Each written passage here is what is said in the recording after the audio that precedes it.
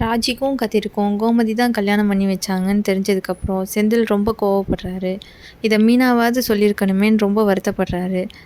மீனாவுக்கும் செந்திலுக்கும் சண்டை நடக்குது. ராஜியை திருச்செந்தூரில் பார்த்தப்பவே அம்மா அப்பாட்ட கால் பண்ணி சொல்லியிருக்கணும், பண்ணலை. நீயாவது எனக்கு கால் பண்ணி சொல்லியிருக்கணும்ல அப்படின்னு செந்தில் கேட்குறாரு. சொல்லியிருந்தா என்ன பண்ணியிருப்பீங்க? நேராக போய் அப்பா அப்பா திருச்செந்தூரில் இப்படி நடக்குதுன்னு சொல்லியிருப்பீங்க. மாமா அத்தைக்கு கால் பண்ணி அந்த பிள்ளைய அங்கேயே விட்டுட்டு வந்துடு, ஊர் வம்பு நமக்கு எதுக்கு அப்படின்னு சொல்லியிருப்பாங்க. இதுதான் நடந்திருக்கும் அப்படின்னு மீனா சொல்கிறாங்க. அப்படியெல்லாம் சொல்லியிருக்க மாட்டார்.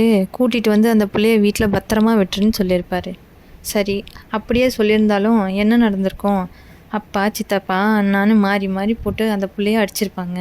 நம்ம வீட்டு ஆளுங்க இதா சாக்குன்னு போயிட்டு பொம்பளை பிள்ளைய எப்படி வளர்க்குறதுன்னு கிளாஸ் எடுத்துகிட்டு இருந்திருப்பாங்க. அப்புறம் அதுக்கும் சேர்த்து ராஜி தான் அடி வாங்குவான். தேவையா இதெல்லாம் அப்படின்னு மீனா கேட்குறாங்க. உங்களுக்கு அப்படியே மாமாவோட புத்தி அப்படின்னு மீனா சொல்கிறாங்க. செந்திலோட கோவம் நியாயமானதா இல்லை மீனா மறைச்சது நியாயமானு மறக்காமல் கமெண்ட்டில் சொல்லுங்கள். தொடர்ந்து சீரியல் அப்டேட்ஸ் தெரிஞ்சுக்க சேனலை சப்ஸ்கிரைப் பண்ணுங்கள், லைக் பண்ணுங்கள், ஷேர் பண்ணுங்கள். தேங்க்ஸ் ஃபார் வாட்சிங்.